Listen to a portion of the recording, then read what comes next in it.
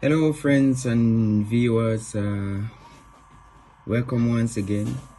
And today I'm just going to be answering some questions which I've received regards to the post I made regarding the Sennheiser 450BT headphones. So the first question I'm going to be looking at is the one regards to the active noise cancellation, where someone actually asked the question that or let's say he posted a concern that he's been trying to take calls and he always gets like a background sound or noise. So basically, these headphones, when you're listening to music or watching movies, that's when the active noise cancellation actually works properly. But when it comes to taking off calls, it doesn't apply to taking off calls actually, because once an incoming call comes in and you pick it up while you have the headphones on, the active noise cancellation automatically goes off. So my advice to those who want to use this for calls or for conference calls, or maybe you're taking your Skype, Zoom or Google Meet calls, what our advice is good to go to a very quiet environment where there's no noise, where there won't be any distractions, so people making any background noise or music playing in the background.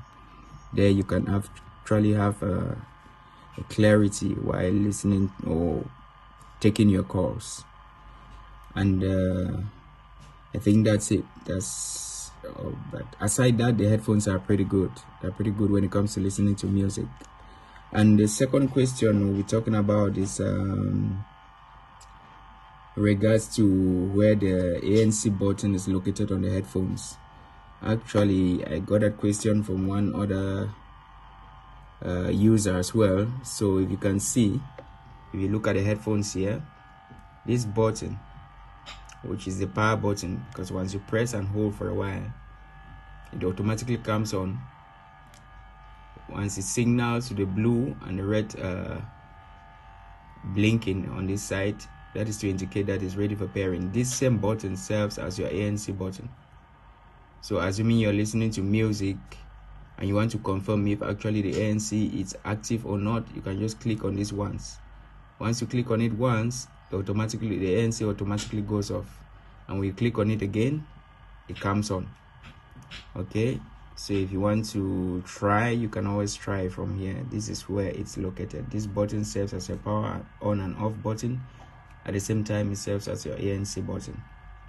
So those were the two questions I was able to look at today. If you have any more questions, you can just drop them in the comment section and I'll take it up from there and I'll respond to you guys. Okay, thank you once again for watching.